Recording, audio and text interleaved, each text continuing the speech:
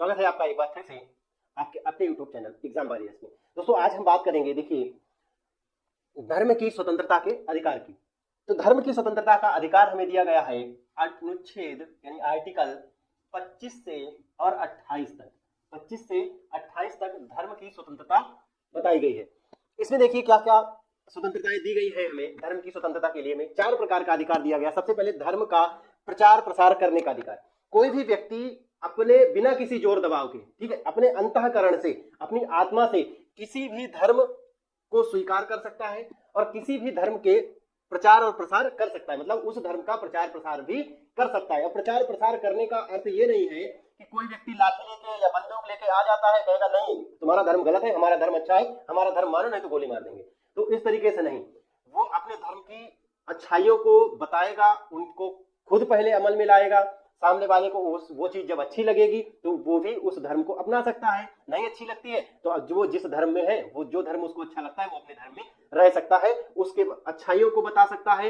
यही प्रचार प्रसार है। ठीक, तो ये आर्टिकल 25 यानी 25 में दिया गया है। अब प्रचार प्रसार का मतलब ये नहीं किसी को मारने लगेगा कोई व्यक्ति, ठीक है, या बंदूक लेके आ जाएगा, नहीं मानो मेरा धर्म नहीं तो तुम्हें मार देंगे, ऐसा कुछ नहीं है। ठीक है, धार्मिक कार्यों के प्रबंध की स्वतंत्रता। कोई भी व्यक्ति, ठीक, या व्यक्तियों का समूह जो किसी भी पार्टिकुलर धर्म को मानता है तो उसके जो धार्मिक कार्य होते हैं उनका प्रबंध कर सकता है। ठीक है, धार्मिक जो कार्य होते हैं उनका प्रबंध कर सकता है, उसकी स्वतंत्रता है उसको। तो आर्टिकल 26 में दिया गया है। ठीक है, धार्मिक कार्यों का प्रबंध कर सकता है।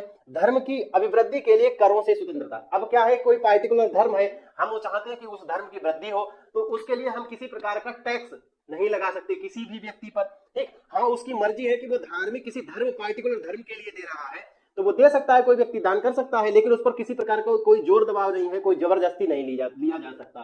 कोई भी टैक्स, चाहे वो कोई भी धर्म हो, कुछ भी हो, जबरदस्ती कोई किसी प्रकार का टैक्स नहीं लगाया जाएगा, धार्मिक टैक्स नहीं लगाया जाएगा किसी भी व्यक्ति के ऊपर। इस चीज को आर्टिकल 27 में लिखा गया है। बात समझ में आ रही है?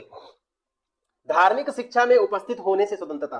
ठीक, देखिए, जितने भी हमारे शिक्षण संस्थाएं हैं, जो भी सरकार से वित्त पोषित है, जितनी भी संस्थाएं हैं, उनमें किसी प्रकार की धार्मिक शिक्षा नहीं दी जाएगी। कोई पार्टिकुलर धार्मिक शिक्षा नहीं दी जाएगी। और अगर कोई धार्मिक शिक्षा दी जाती है तो उसमें कोई भी जो व्यक्ति है या बच्चा पढ़ने वाला है उसमें शामिल हो या ना हो, ठीक, उसके लिए उसकी स्वतंत्रता है, वो नहीं हो सकता है शामिल या हो भी सकता है। ठीक, लेकिन धार्मिक शिक्षा नहीं दी जाएगी किसी भी वित्त पोषित विद्यालय के अंदर। यह आर्टिकल 28 में लिखा है, अनुच्छेद 28 में। तो धर्म की स्वतंत्रता का अधिकार हमें अनुच्छेद 25 से 28 तक हमारे संविधान ने दिया है।